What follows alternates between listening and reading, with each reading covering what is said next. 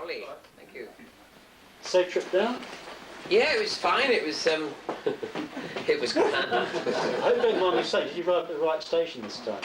I did. Why? What hotel? I think we were in Sheffield, you went to Leeds, didn't you? Oh gosh, yes. Were you up there? I was. I thought I started to recognise you. Yes, I did. I ended up in Leeds thinking that's where I was supposed to go, and and I should have been in Sheffield. It was very embarrassing. Indeed. Well, luckily it wasn't too long. In fact, people. I mean, I was standing on the station, and these two fans came up, and started to chat to me, and I thought they were going to take me away. I mean, they had no idea. They just thought they were just going to a football match or something like that, and there I was. It was a surprise to them. Some water for you down there, I think. All right, thanks. I'd like to talk about your life and career. You were born in Dunoon in Argyll in Scotland. Mm-hmm. You had quite a sad start to your life in some respects because you never knew your father. He died 2 months before you were born, saving king and country. Something like that, yes. I hope it was, yes. And your mother had a nervous in submarines. It was in a submarine. I think it was blown up. Oh, dreadful. Off Africa. But I didn't discover that till many years later.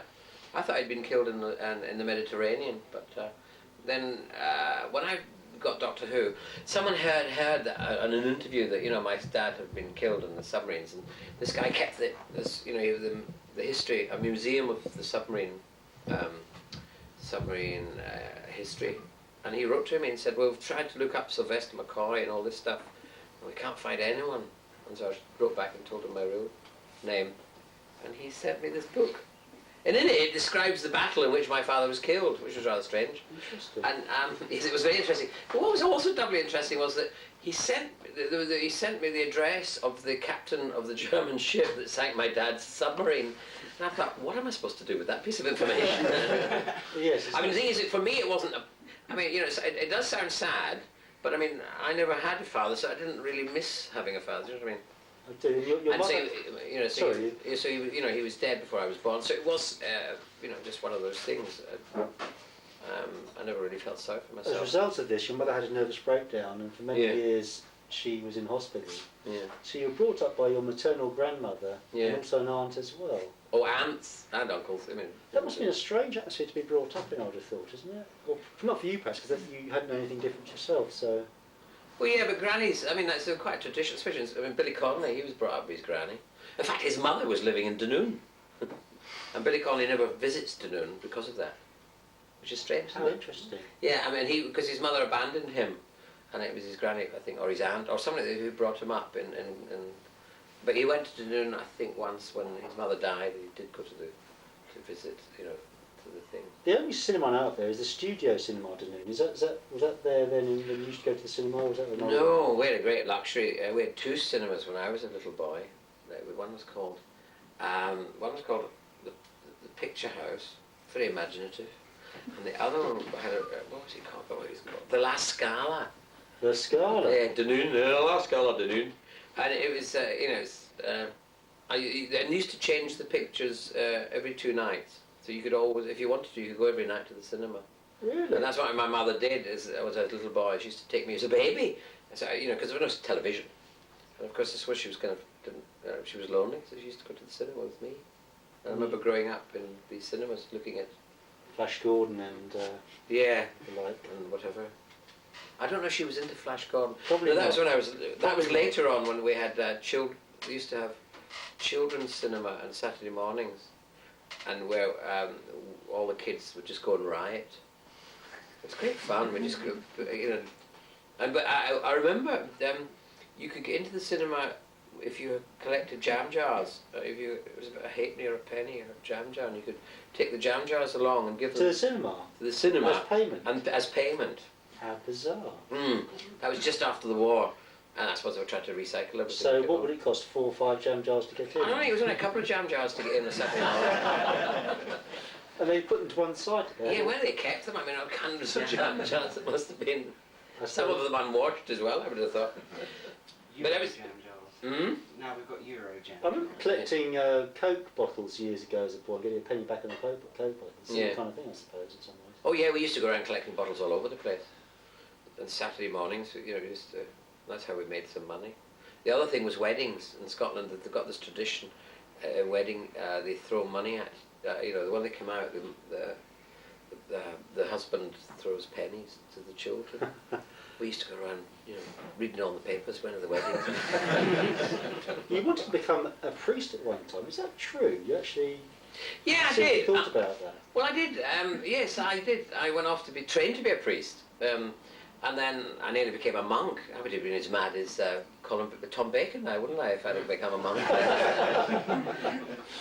But anyway, but it was all silly. It wasn't silly. I mean, what happened was that I grew up in this Irish Catholic background, and I went to primary school, Catholic school, and the headmistress was called Rosie O'Grady, which was a wonderful name, isn't it?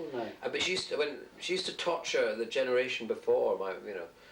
She was real hard, pigeon-chested headmistress. She'd take my uncles and that, my mother, and have them, in a corner like that, with their hands out for hours. Every time they put them down, she'd whip them out. She could have worked for the Gestapo. But by the time, luckily, she got to me, she'd softened. And she used to have these vocational talks. We're in our 11 plus. And I remember, people would come along, anybody, like the fireman would come along and talk about being a fireman. And then afterwards, when he'd gone, she said, who would like to be a fireman? And of course, I put my hand up. I put my hand up for everything. That was an indication, definitely, I should have been an actor. I wanted to see all the roles. A priest, your hand went up. My hand went up for the priest. Because, someone comes in and they're telling you the job and they sell it to you. And it makes it sound great. And it's better than being an 11-year-old schoolboy. And, I'm bored with being a schoolboy. I'd like to be a priest now. And so I put my hand up. And another guy, Danny Sweeney, he put his hand up. And a girl put her hand up as well. She was a girl priest. Well, she didn't know that she put her hand up. But anyway, what happened was that we got the afternoon off. Rosie O'Grady let us go and see the priest, tell him we wanted to be a priest. But she hadn't let us go and see the fireman, or the doctor, or the steam train driver, or whatever, all the other jobs that people have spoken about. And I'd put my hand up for every one of them. She hadn't given us the afternoon off for those. So you actually trained to become a priest. You actually went to. Yes, I went down, to see the priest. And Danny Sweeney then lost his bottle. He wasn't going to do it. And I was, like, I'll show you. So that's how, it was no big, I didn't get any deep religious kind of thing. There was no flashing light coming from above. And it was just because Danny Sweeney was a coward and I was, that's why I That must be useful, that training. Now, if you ever play a priest or a man with a cloth, you must be able to sort of use that. Yeah, that's why they cast me as Doctor Who or murderers or lawyers or whatever it is. Yes, I haven't ever played a priest yet. Really? No, I don't think so. I can't remember playing a priest. But bizarrely, I did a documentary for Pebble Mill a few years ago, and they took me to the college where I trained to be the priest. And I met one of the priests that taught me, who was a canon now. It's been a strange experience. It was, but what was doubly strange was, he suddenly said to me, if you'd have stayed on and been a priest, you could be the Bishop of Argyll in the Isles now. And I thought, wow, that'd be quite nice. It's a nice job, the Bishop of Argyll in the Isles, because you get to sail about in boats, dressed up in, the stuff, and the good costume, and you arrive on the boat. But at the time, the Bishop of Argyll in the Isles had run off with the lady that cleaned his house. Oh, I see. So I was thinking, this, isn't it? Maybe that could have been me. But you obviously stopped becoming a priest at one stage because you discovered the female sex, I think, didn't you? Well, yeah, I decided rather than, wear a skirt, I'd chase it instead. Basically, that's what. No, what happened was I decided I was going to become a monk, so I wrote to the Dominican monks. Yes. Seriously? Seriously. So I wrote to the Dominican monks to say I want to become a monk, and they wrote back a very encouraging letter. So I went to the head of the seminary and said, I want to become a monk. And they went, oh my goodness, you're a saint. And then said, no one has ever left the seminary to become a monk. They've all left not to become priests, but not monks. And so they said, that's wonderful, and sent me home. When I got home, another letter arrived saying I was a year too young. Which in a way was 14, lucky. 15 at this time? I was 16, I think I was 17, I had to be 18. I can't got it, I was 16 I think. But the thing was, you see, if I had stayed on at the seminary and the letter had arrived there, I might have just stayed at the seminary and then gone on to be a monk. I see. Luck had it. Obviously wasn't meant to be a monk, because I went to this school and it was a mixed sex school. I used to have crushes on the nuns when I was training to be a priest. So obviously, there was this beautiful nun. She was French, And I used to collect all the dirty linen in order to just push it across so that she would take it from me. Funny priest I would have made. It's a good job I didn't. I would have ended up like the Bishop of Argyle in the house. Is it true? Defrocked somewhere. Is it true that one time your grandmother said to you that you should become an actor? She suggested this too. Yeah. Yes, it was very bizarre, strange. isn't it? It was very bizarre because there was we didn't have much of a theatre. We didn't have any kind of acting in that little Highland town. No, it was very bizarre. I'll never forget that it was because she was Irish and things like that. It was as if she's suddenly sitting in the bay window of the house and she just suddenly said, "You should become an actor." As if Great insight, actually. Yeah. But then afterwards, when I came down to London, I got a job in insurance and all that, and they all thought that was really good, City of London work, all that kind of work. And when I gave that up, I remember her saying to me, "Why did you give that up? Why did you become an actor?" And I said, "Well, you told me to." She said, "I did not." That must have been a strange thing coming down to London, because Scotland is a very sort of open place, very friendly place. London can be quite cold and unwelcoming. And to come down to London to get a job in the City of Insurance, quite bleak actually, it must have been. Yes, it was actually. I remember. Luckily, I had relations who I stayed with in London. I lived with them, so that was all right. But yes, it was. It was very different because in where we came from, you just talk to anybody you could speak to, and people did tend to be much colder at first. So yeah, but I think. So what actually were you doing in the city then? Well, I started off working in an accounts department of an insurance company, some Edinburgh and something in Edinburgh. Bizarrely, it was a Scottish name, but it was in Fenchurch Street. And then I left there, and then I went on to reinsurance, which was working on insuring airports and vast places for millions of pounds thing. Quite a good job then, really. Well, I suppose it was, but I definitely wasn't the right sort of person for it. I mean, I became a trainee alcoholic more than a trainee anything else, really. Because it just... You got depressed? Well, no, I just went to the pub and had a few drinks afterwards because I didn't like it. I mean, I wasn't very good. I could do the job in a day. The thing was, it was so boring because the way they worked was that everyone eked out the job, that one in a day you could do. Yes, and I had such energy. I did it all, and then I'd sit around twiddling. And I used to get depressed because secretaries would come around and they're always getting engaged and they're always collecting money for engagement. And I always thought I was very depressed that they'd got engaged because I really fancied that one. But then the company went bust, which was brilliant. And you got a job working in a theatre as the box office or something, didn't you? Is that true? Yeah. Yes, it was the Roundhouse. And it was in the 60s and the hippie era was full swing. And the Roundhouse kind of was opening up as kind of a hippie theatre, And it was also a rock venue because the Rolling Stones played there. I was a bouncer for them when they played there. That's true. But and I knew the cook who was a hippie, and she said they were looking for someone in the box office. They needed a hippie who could count. And I fit in the bill really well. Isn't it true that the actor Brian Murphy actually helped you to get your first job as an actor? Is that true? Yeah. Well, he thought I was an actor because I used to just loon around, and he just thought that I was an actor out of work working in the theatre because he was an out of work actor working in the theatre. He collected the tickets I sold. But I wasn't, I was just doing this job. And then one day a guy called Ken Campbell, who nearly became Doctor Who, it was between him and I, by the way. Really? Ken Campbell came in, he was setting up the Ken Campbell Roadshow, and he talked to Brian. He was an older actor, and he said, "I need a young actor for this mad show. Someone's let me down at the last minute." This is a touring company? Yeah. And Brian said, "Well, ask the guy in the box office, he's completely out of his head." So Ken came up to me and asked me, and I said, "Yeah, I'll do that." So you had no actual training as such? You actually didn't go to drama school then? No.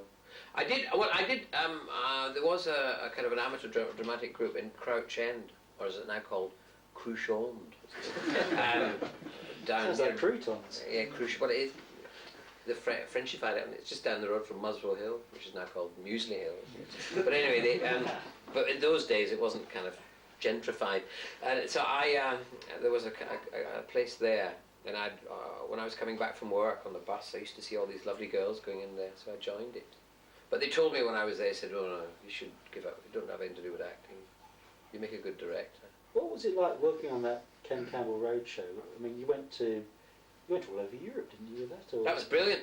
Yeah, it was brilliant because it was breaking all the rules. It was brand new, it was revolutionary, and it was, you know, had Bob Hoskins in it, and he was wonderful to work with. And he kind of, you know, because I'd never acted before, I kind of got my thing from Good him. training ground then. Well, yeah. Although I met Bob, we meet up every now and again, and I've got a problem with my ankles. I've hurt them, you know, from comedy falls and, you know, things. And he's got a problem with his ankles. And I said, well, it's your fault. You're the bugger that started me doing this. I said, I have no sympathy for your ankles, but you should have sympathy for my ankles. So we hobbled along together going, And you stayed with this Ken Campbell Roadshow for, what, 2 or 3 years, didn't you? yeah. Yes, we did. So this one job tended to... Went on and on and on. Yeah, and it was extraordinary because we travelled all over Europe. We came, and in Germany we became really big in the you know, the kind of, in that world, that new fringe theatre world, and they were calling us the Beatles of the theatre. Oh, and we got rather well paid and were very successful there. But then after a while we all got fed up with each other, driving around a VW van. It was like being a pop group, you know. We used to. Kind of You moved to Stratford East, I think, didn't you? Yeah. In the theatre there. Yeah, because what happened was that we had a few weeks off when we were in Europe, and they did a revival of one of their very successful plays, The Hostage, and so I went down with Marcel, he's the proprietor of the smallest theatre in the world, which is a 2-seater theatre on the sidecar of a motorbike. Anyway, we went down and busked outside the theatre just for a laugh. Amazing. And Joan Littlewood came out and loved that idea, and she used to throw pound notes at us. That's before pound. This is the owner of the theatre. Yeah, and you know, that was a lot of money in those days. She's, you know, and then she really loved us that we were doing that. And then one day it was raining, and she came out and said, "Come on, dolls, don't do it out there, do it on the stage." So she just offered you a job because you were busking.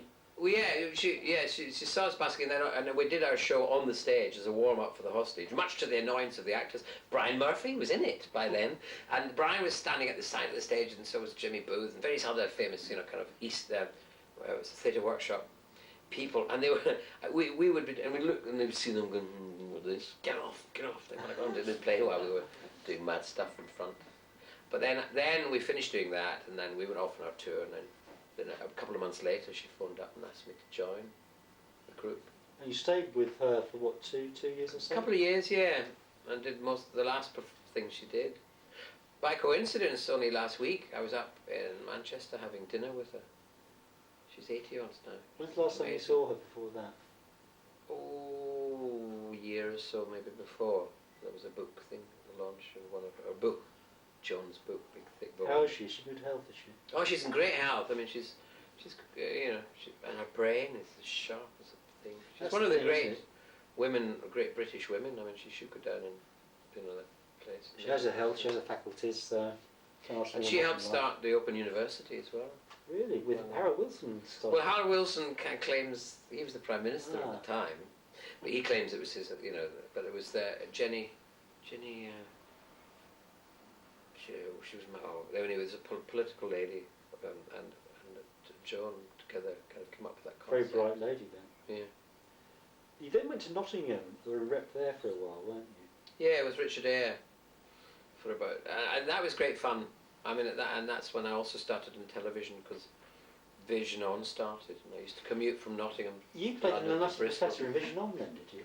The man in the white coat? No, I didn't. I played, I don't know, I kind of walked backwards, and I came from... You were Sylvester? Yeah, I might well have been. Your name in that. Was it? I can't remember. I suppose it was Sylvester. No, it wasn't. Was it? Yes, it must have been. Yes, because you've done a lot of TV, haven't you? You've done Tis Was, and you've done... yeah, series after series. I mean, before I got Doctor Who, I at least did one series a year, which was, you know, a lot. It's good, you know, a lot of work for television. And then Doctor Who did it, and then after that, that was it. No more series. When you were in the Pied Piper when your agent first put you up for Doctor Who, weren't you? I think. Is that right? You were in a production. I was at the National. The Pied Piper. Adrian Mitchell had written the part for me, and it was at the National Theatre. It was a kind of musical play, and it was very successful because we did it twice and came back. So what happened here? Did you hear that Colin Baker was leaving the role? Your agent put you up for the job, or was it a bit more difficult than that? Or? No, I had, well, actually, funny enough, a few years before I had Peter Davidson was leaving.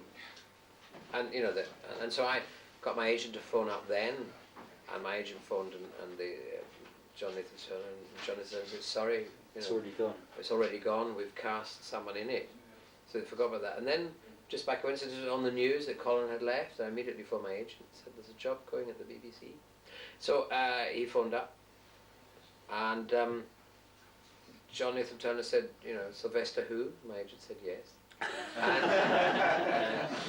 And then they chatted a bit, and then just by coincidence, by a wonderful coincidence, another producer at the BBC phoned up, Nick's phone call, and so John picked it up, and he said, you know, I think you should see Sylvester McCoy, he'd be really good. He must have been set up. And yeah, John thought, yeah, which agent, are you with this agent? You know, he said to him, and then the producer had no idea, it was just a wonderful coincidence. So that got him interested, John got interested. Did John actually come and see you in the Pied Piper? He did, and it was a great audition piece. Partly it was, what was really bizarre was I was wearing a multicoloured coat. How odd. Like Colin Baker. It was a beautiful costume, it's a wonderful costume. Much prettier than his. More arty than Colin's. But but that was just quite a coincidence, really.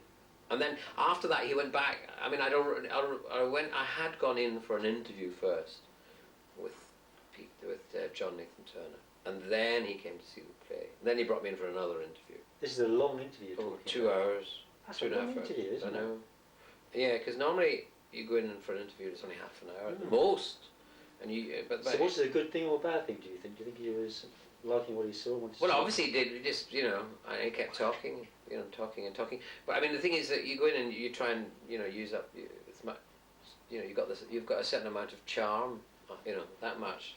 And it might stretch it out over half an hour, is all right. At 2.5 hours, it became really difficult. No, but you do become paranoid. Think I mustn't say anything because I'll say something that, you know, that'll lose this, you know, burst the bubble, you know. But like cards. Yeah.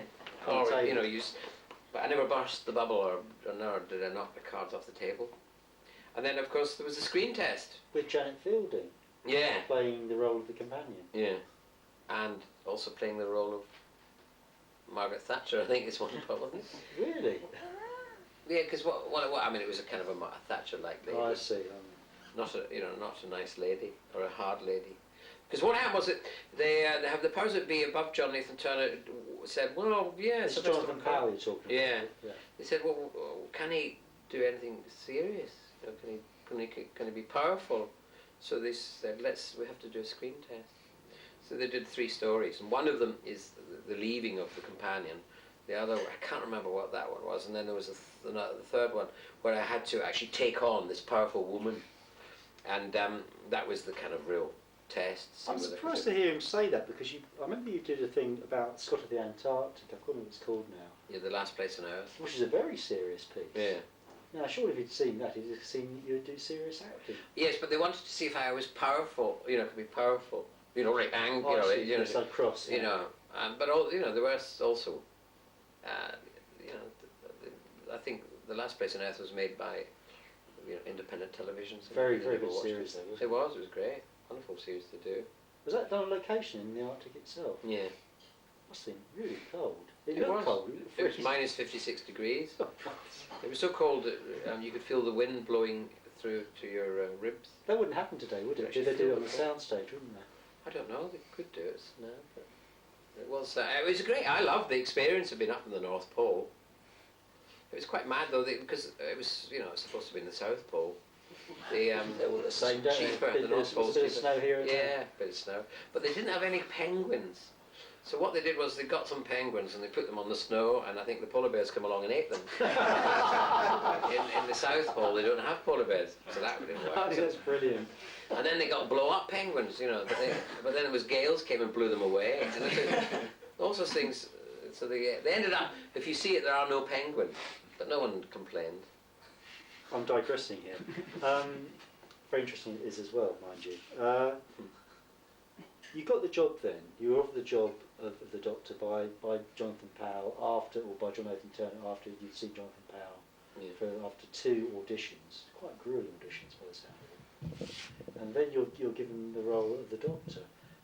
Were you given much leeway in how to approach that character? Well, yes, in fact, I was given complete leeway, in a way, because no one told me how to do it. And I didn't really know how to do it. I mean, I mean, I conned my way through into the, but I had no real concept, because I hadn't seen Doctor Who for quite a long time, and I had this distant memory of Patrick Troughton, who was the one that hooked me originally. I mean, I watched Patrick Troughton, I watched John Pertwee, and I watched the early parts of Tom Baker, and enjoyed them immensely. I mean, so you saw the crux of the series. I saw the three of the best, I think. Yeah. But I had it was so distant, and I couldn't remember it. And because my natural instinct leans towards more comic element, and I had this image of Chaplin with the umbrella, because I was given an umbrella, and it had been Colin Baker's in some story, and I thought, wow, yes, an umbrella I quite like. So there was all that going on in my mind, but in a way no one gave me any guidance. So I think the first one was a bit, it's quirky and silly, but a lot of people were kind of shocked by it because they thought it was too comedic. And then gradually, as I got to do it and got to know the part, or I realised it should be a darker side to it. Because it does, there's quite an arc sweep to the stories you appear in. The first stories, you say, are quite sort of comedy prone. In the second series, it gets a little bit darker. And to the end of the third series, you're even not quite sure what the Doctor, it might be something different than the character we thought he was to start with. Yes, well, that again... It's giving those kind of little hints there of the sinister nature. Yes, that was the... I mean, it was like, to change... I mean, I knew in the first series, once I got, the first couple of ones under my belt, I knew that how I wanted the Doctor to go. But already the second series had been written. So it was like turning a great tanker in the Atlantic. It takes a long time for it to turn around. Yeah. So it took a long time for it to permeate into the writing and then back to me and to get to that darker side, which is a shame in a way, because it would have been interesting to see how dark and how not dark, just to play with it more. Because that third season is a very, very good season. I think it's. I was very proud of that season. I mean, I really thought generally it was a really good, and we were getting there. That's why it was so tragic and sad. Marvellous stories like Fenric and Gaslight, and very strong stories, Survival. Yeah, and Battlefield as well, was that? Yes, with Gene Marsh. Yeah, and I thought they're pretty good. That was a pretty good. I was quite proud of that. I wasn't so proud of the first series, and the second series was okay. But I really quite thought, yeah, we've got it at last. And now let's go and do it. Do you know what I mean? Oh, I know how to do this. 3 years later, I know how to do this. Let's go and do it. And then, of course, they said no, which is a shame. You have actually been persuaded to sign to a 4th season, though, haven't you? Yeah, they twisted my arm. Because when I first arrived at it, Peter Davison told me that Patrick Troughton had told him only do 3 years. So this was the god himself, telling him, so only do 3 years. And Peter had only done 3 years, and so I thought that was in my head, only do 3 years. Then go back and do guest roles afterwards. Yeah, and then so when they asked me to do the 3rd year, I was thinking that would be the end of it. But then they said, we want you to agree to do the 2nd, 3rd and 4th. And I went, oh. And they said, if you don't, we won't do the 2nd or the 3rd. I think it's a shame in some respects, because I think the 4th season could have been as good as the 3rd. It certainly would have been of equal power. But then, you're an actor, you're if I can describe you as a jobbing character actor, is that a fair summation? Yeah. You don't want to be typecast in a role for too long, and 3 years is probably enough for that kind of role, so you can go on and do other things, and which you have done, mind you. You've done radio, theatre, TV. I remember listening to, saw on radio, the Voyage of the Dawn Treader, I think you were in. Yeah. Which I really enjoyed. What is your first love? I mean, are you a man of the theatre, the stage? Do you like film work or TV? What is your favourite, would you say? Well, I mean, I think I'm definitely a man of the theatre. I like a live performance. I like to go out there and get the response immediately, feel it back. Television, you don't get it until months later, walking down the street, and someone says, yeah, you're on the telly. Yes, I think you're rubbish, and this kind of thing. This kind of thing. Whereas, that night in front of an audience, it's you can feel, whether if it's a comedy they're laughing, or if it's a tragedy they're crying, or if the seats are going up, they're hating it, they're leaving. But at least you know what's happening. Do you know what I mean? I suppose also you can hone your performance as well, Yeah. night after night. And you can actually you try and do better. Yeah, and you tune. You know, it's like if you're telling a story to a child and you're reading it, and then you can suddenly, you start to play with it. You can do that as well.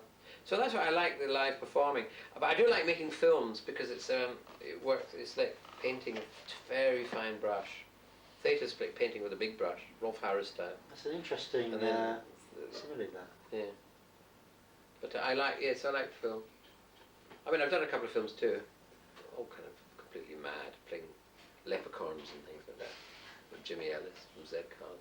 You've done a lot of TV and theatre work after leaving Doctor Who. You came back to do the TV movie with Paul McGann.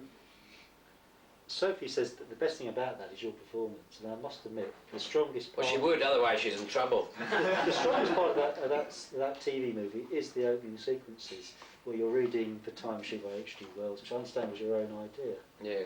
And you've got the music on, the gramophone, and it's a lovely setting, that I think. Yes, it was, wasn't it? It was quite, yeah. You thought, oh, this is going to be interesting. And then I get shot. What was the role either smaller or bigger to start with? Well, it varied. When they first approached, because I think it was a year or so before when they approached to see if I would do it. I thought, at that time, because I'd always thought, I'd made the agreement with myself I would do the swap over, partly because Colin hadn't done it with me, and I also thought, well, I'll definitely do it. Because I know it's difficult. I understand completely why Colin didn't want to do it, and I know that some actors who've done it before don't like doing that changeover. They feel bad about it. But I thought, no, I'll definitely do that. Anyway, so originally I thought maybe they'll do it underneath the titles, the opening or something like that. And then later a script arrived, and there was quite a lot of it. 20 odd minutes, I think, of the Doctor in it. So I got really excited about that. I thought, oh great, I'll get a real little chunk. And then I signed it, and then another script arrived, and they cut it back again. They play those kind of games. I think it's nice having that changeover sequence. I mean, it sets up Paul McGann for his performance as well, but also for the audience that's grown up with the series, not just people just coming to the feature film. There's a continuity link that you were in Doctor Who, the TV series. You are the same actor, therefore you're the same character. Yeah. And it's carrying on the baton in a way, isn't it? I mean, it's nice to do that. No, it was. I was pleased that I actually got the best transfer. Well, the transfer fee anyway. That any of the doctors ever got in doing that, and it was good. Now, since then, you've done lots of these tie-in things with the Doctor Who character. You've done the Professor and Ace audio adventures that had to be changed to Time Travellers because of some legal ragging over the name of Ace, I believe, something like that. BBC are being very awkward about it, weren't they? Yes, well, it was, Bill Baggs approached Sophie and I said, would we, carry on doing it? The big mistake, and I remember thinking that at the time, was calling the character Ace. If we would have called it the Professor and companion, or the Professor and something else, or just we would have got away with it, because you cannot. Professor of Friend or something. Yeah. Professor is not a copyright name. Ace is. That was the big. But the Ace was the copyright name.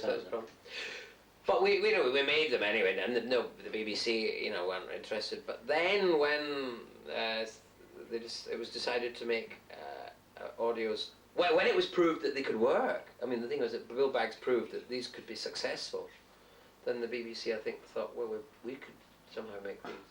So they were approached by someone else, for the right to make it Doctor Who. Indeed. As an audio, and I think that's when they just thought, well, we better, this is slightly illegal, we better, make it. They changed into the Time Travellers after that, didn't they? Which they called them. So yeah, the Time Travellers. Same characters basically, but it's makes it all nice and Sophie and I, yes.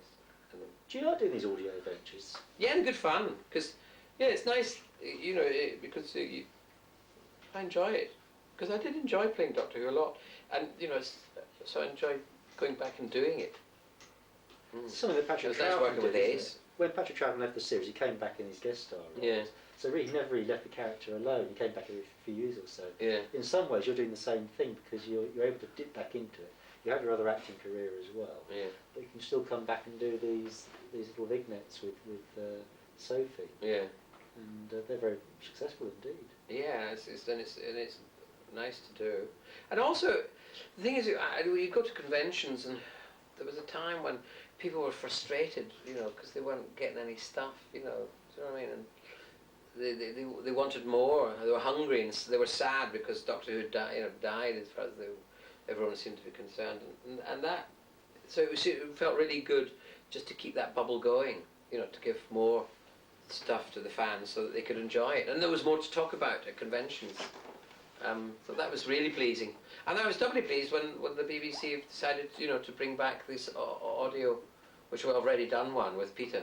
These are the actual adventures, Doctor Who further adventures, so to speak. Yeah, with other existing Doctors. Yeah, new stories, completely written for it, but with. So I've done the first one. It was Colin, Peter, and myself did the first one, the Three Doctors one, which is coming out in June. Who wrote that? Oh. Was it Terence Dicks or? Oh no, it wasn't Terence Dicks. Sorry, I didn't mean to put you on the spot there. I'm terrible at remembering names. Just curious who actually wrote it. Oh dear. Doesn't matter. We'll buy it anyway. Don't we? Yeah, but edit that bit out. Because I really should know. He's a nice bloke too. Anyway, he wrote it. You're also a big lover of doing pantomimes, aren't you? Yes, I enjoy that. Again, that's because it's live, and you break down the fourth wall that you have in theatre, and you just go out to the audience. I like that too. So you like that link between the audience and the actor. Yeah, and also you're given all that freedom to ad lib, kind of. Did you ad lib much in your performance as the Doctor as such? Or did you have to stick to the script fairly? Well, you kind of. I suppose a little. I mean, I did frustrate the directors a lot. Partly because I kept questioning things to the very last minute, or getting other ideas. I got an idea, and they go, oh no. But because I was Doctor Who, they couldn't go, no. It's great power to have. And then change things. Yeah. So, but that was continuously, trying to, because you keep it alive that way. Even when doing serious plays, somehow just try and give a little twist of newness in it somehow, if you're not changing the words. I have ad-libbed it in Shakespeare. We wrote it for Shakespeare. I hope he doesn't mind returning in his grave. How do the directors feel about that when you're doing that? Well, I don't know. Sometimes they don't notice. You know the script better than them, so I suppose. But I was doing this play at Ludlow Castle, an outdoor version of As You Like It, and in it, my character comes from London. He's a kind of, he's a bit of I played him as, because it was done in Victorian time, Edwardian time, I mean, and I played him as a variety hall artist with loud checks, coming out into and not knowing anything about the countryside, which this character doesn't. And so, he thinks, he goes out there with, all sorts of overdresses for the countryside. But he gets a girlfriend who's a country girl, country bumpkin kind of girl. And there's a scene where we had to come on and we had to run towards each other. Oh, no, we came towards each other, and then just as they're going to hug and kiss, there's a big long aside that Shakespeare had written to the audience, and it was a very difficult one to do. And I suddenly got this idea: why don't we do it in slow motion? Like one of those ads, those that people slowly running through the grass to each other. We did that across the stage, and then we freeze at one point, and then I just come off to the audience and do my long, speech. She freezes like that. That's how we did it, and it worked. It just worked really well. Made sense of it. But it wasn't an ad lib. I mean, that was just suggested in rehearsal. I suggested that in rehearsal, so we kept that in. Now, also we had with us, she had brought on 2 live goats, you see, onto the stage.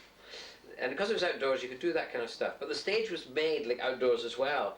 But the grass was that kind of, false grass, which was balmy because there was real grass down there, but we had this false grass. Anyway, well, the goats came onto the stage, and while she was frozen like that, and I was doing my thing to the audience, the goats started to eat the stage. And the audience started to laugh, of course, and then I thought, what's happening? This is not funny, this bit. I mean, that was the thing about this long speech. It wasn't funny. It should have been, but it was funny 500 years ago, but not now. Anyway, I looked around, and then suddenly one of the goats came over, and as she was standing like this, you see, and it mounted her. And of course that was it. That was the end of the production. Because and then of course the poor actress was laughing.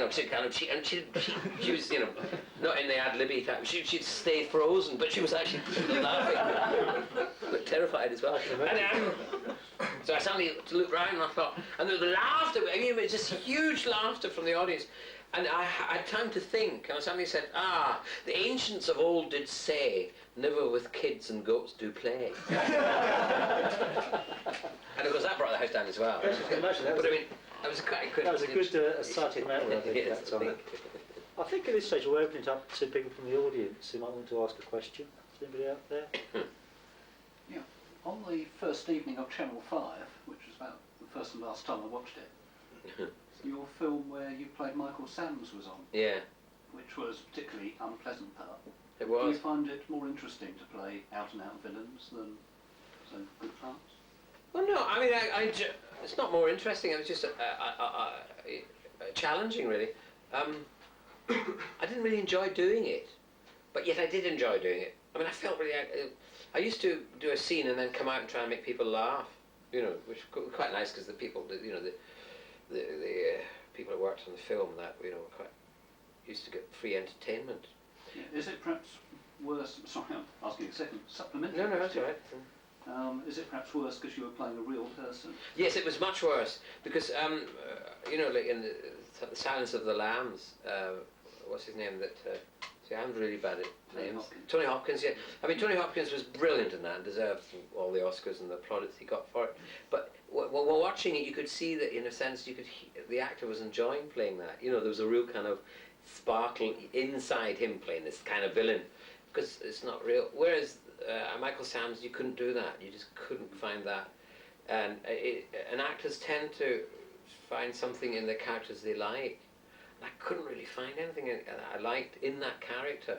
I couldn't, because it would be wrong to give to the audience any feeling that this was, there was something likable about him. There must have been. His mother must have liked him once. But, I mean, there was some, and he was actually rather kind in a bizarre way, because the lady he was married to, when he did all that stuff, she had had a child who was slightly backward, and he'd been incredibly good to that child. But anyway, that wasn't the story we were telling. It was actually it was her story and her view of him. So it had to be particularly nasty. And I mean, I was quite proud of having done it, and I was delighted that someone would see me, because that's really good for an actor to do something very different. But it wasn't fun. Any other questions? Just about. I heard a rumour that you invented the ferret down the trousers routine. Is it true? Well, I was part of yes, part of that great moment in history, changed the world. Because I was working with, as I said earlier, Ken Campbell, and he used to keep ferrets. He had pets, ferrets. So he was a pet. And we were doing this show, which was where I got my name, and evening was Sylvester McCoy, the human bomb, and the character Sylvester McCoy was this little stunt man, who did all these amazing stunts. And we'd learned stunts. We'd got books on how to do certain stunts. That was banging a nail up your nose, and there was how to sword swallow. But in order to sword swallow, you needed 3 months, and we had a booking in a week. So we turned the page, and it said that if you can't sword swallow, you could always bang a nail up your nose, and it showed you how to do that. So, and we asked famous stuntmen, how their stunts worked, and they told us. But Ken wanted to invent his own stunt, and he'd heard of a barman in Stoke-on-Trent who once had been bet 10 shillings he couldn't put a ferret down his trousers, and the barman lost the bet. I'm not sure what else he lost, but anyway, it rung in his mind. So he invented the stunt. I mean, it was his idea to do it, and we tried all sorts of things, like to train the ferret to run up the arm into a secret pocket. And that was the idea, but of course ferret couldn't train to do anything. And the idea we wanted to kind of pretend that the ferret had escaped and get everyone on the audience to sit with their legs up in the air. Because we thought it'd be really good to be on a stage and watch your audience like this, especially the ladies. But anyway, that was the idea. But that never worked out either. And then, what else?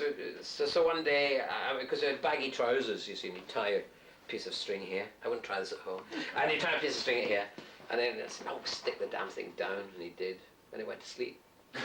and it was very safe. It was actually, I used to pretend it was running around. But then we went. We were doing. We did a show in Kirby, and the People came. People newspaper came and made photographs and did an article on us, and then exposed us, saying this might be fun, but is it art? Because we were getting money from an arts council to do this stuff. And then overnight, people started sticking ferrets down their trousers all over Britain, as if it had become a long tradition. And some of you watching television, there were poor guys on there with 25 ferrets down their trousers, and very cross-eyed they looked as well. It was only a joke. We were doing it for them. You mentioned about Sylvester McCoy, the Human Bomb. Doing that show is where you first got your name from, isn't it? As you're now called. Yeah. Yes, because the character was called Sylvester McCoy. And in the programme, Sylvester McCoy is playing Sylvester McCoy.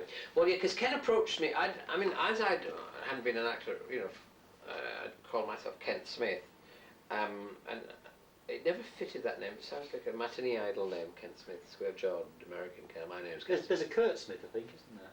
Yeah, and there was a Kent Smith then as well, an American, who played towards the end of his career. He played Indians. So you can't have two names the same anyway, can you? Or? Well, maybe you can in Britain, but I'm not sure. I mean, I'm sure. I was a member of Equity, I think, at that time. Anyway, I know you're not allowed to have it in Britain, but maybe he was in America, you could. But anyways, I was aware of his name, and then Ken asked me, would I put the name of Sylvester McCoy on, because I wasn't very well known, and this would be great to make the audience think that this person actually existed. He wasn't someone acting him. I see, yes, like a real stuntman. Yeah, and then they wrote in the programme, I had left Dine Grammar School at 15 and gone to India to study with gurus, and that's what I learned.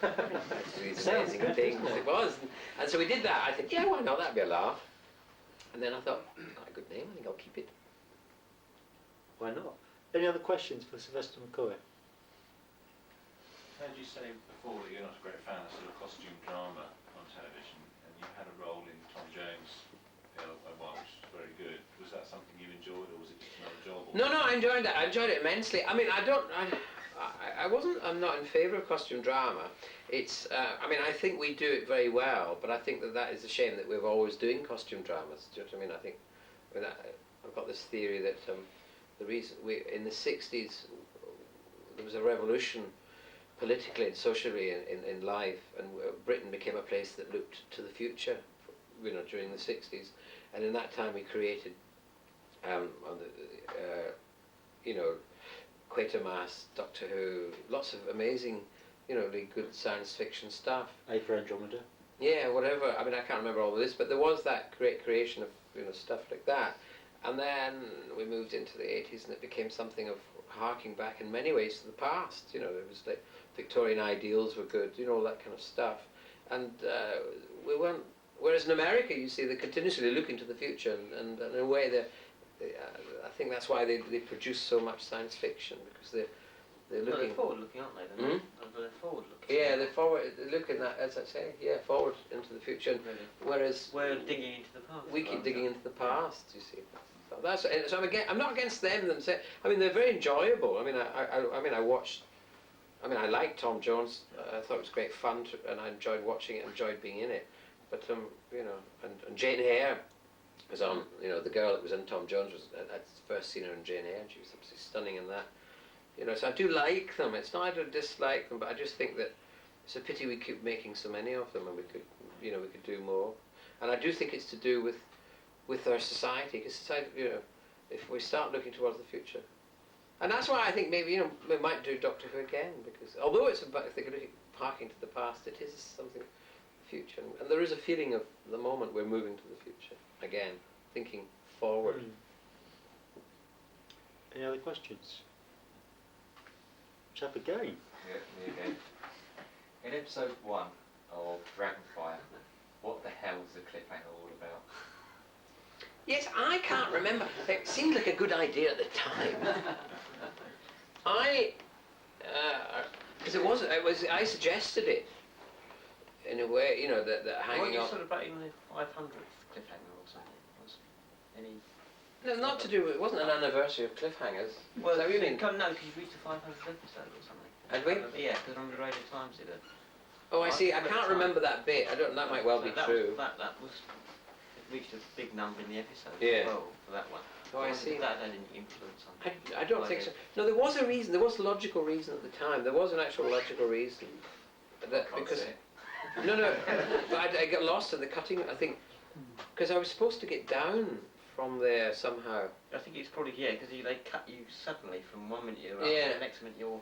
And there was You know, like there was something supposed to happen. In the next episode that would get me out of that and down. There was a reason for going off and hanging there, but I haven't seen that episode for years, and I can't for the life of me remember what it was, the reason for doing that. Someone did explain to me, but I've forgotten. But it was, there was a perfectly good reason at the time. But that was one of the terrible problems of doing Doctor Who. There was never enough time to do it, and the directors most of the time just were under such pressure that they would make these cut things out that maybe had a real meaning for it. It was like Ghostlight. A lot of people ask me, what's that about? I have no idea.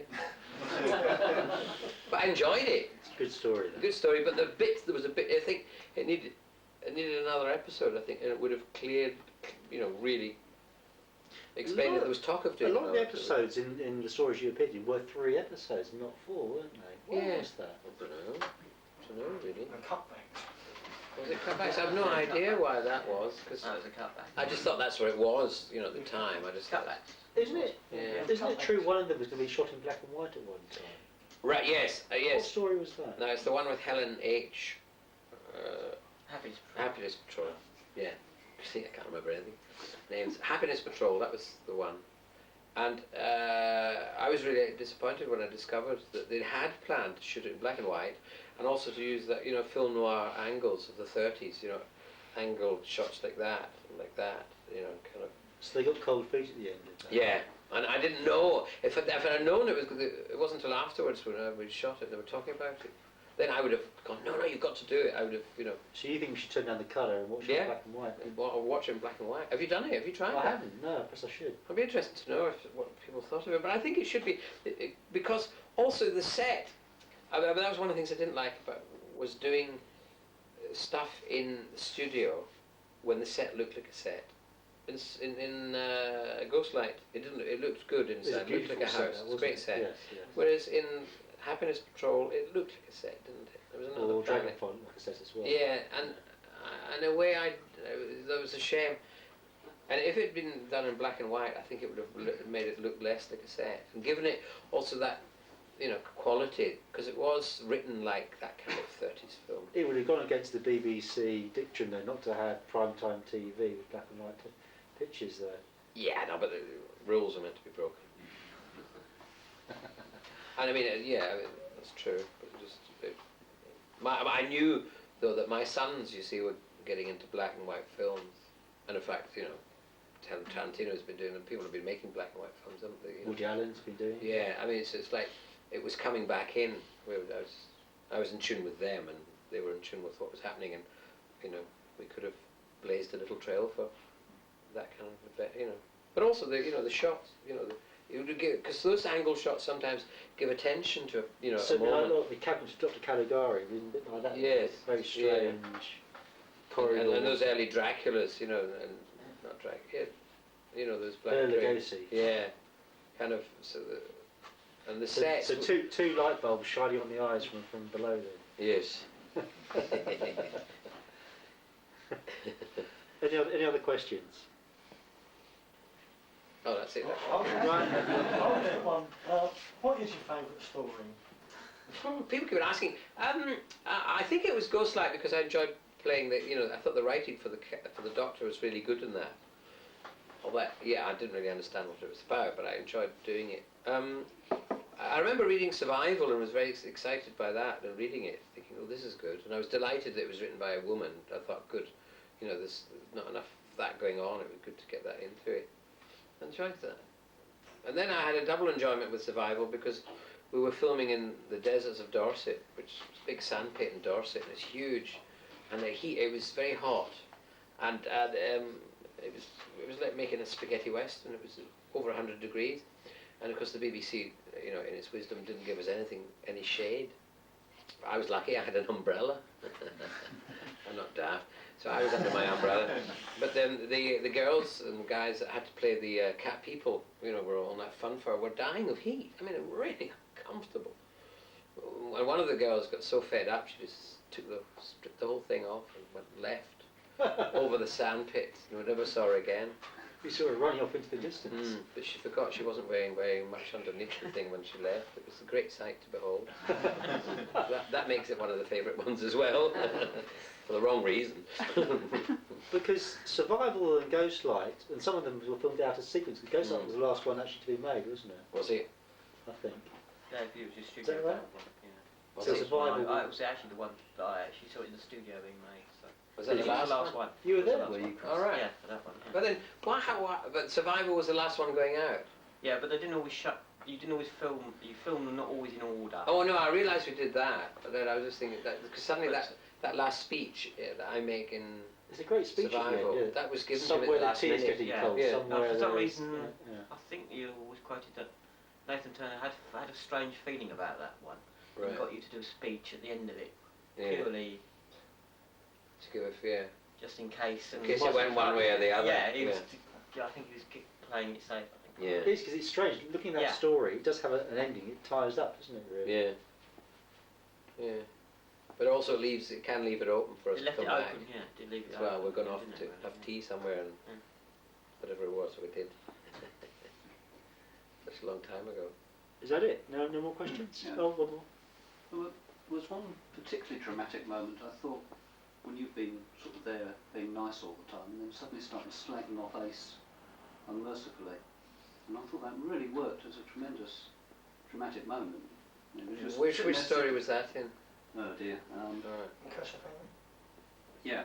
I basically Yeah. saying how hopeless she was and you knew that she was just... Yeah, and there was a reason that it wasn't the dramatic to do that. I was trying to make her either stand up for herself or save her from. Yeah, that's right. But Yeah. it just seemed to work so well that suddenly your character changed dramatically. Yeah. I thought that was a wonderful piece. Oh, good. Yeah. Well, that's what I wanted to get in was that kind of uncertainty as well, because you think, oh, what is this character? Who is he really? And again, that's what we were working towards, because I felt that all the mystery, a lot of the mystery had been taken out of the character over the years. Not that bad, that was a bad thing, but that's just the way it developed. I thought, well, it'd be good to get that mystery back. Yes, So, great this you know, idea of uncertainty. So yeah. you thought, well, I've been comfortable knowing what this character's like, and now Yes. darker moments. I Yeah. thought worked very well. Oh, good, because I wanted that.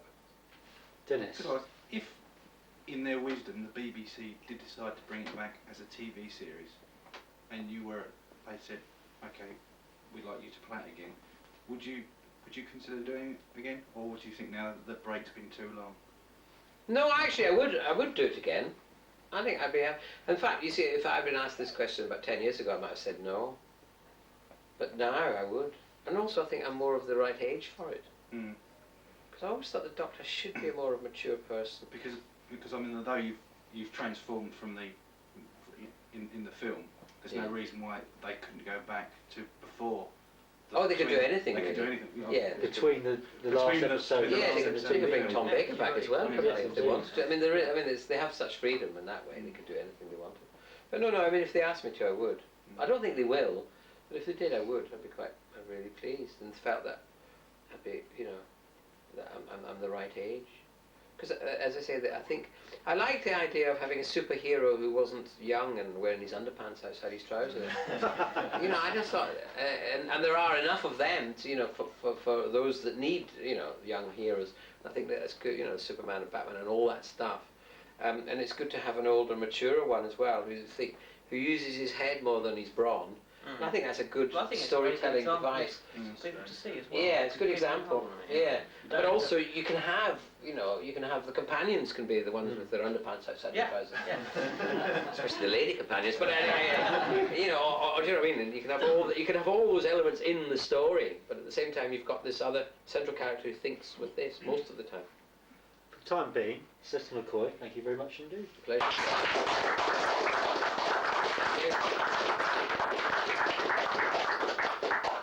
What's next up, Steve? Food, glory, isn't it?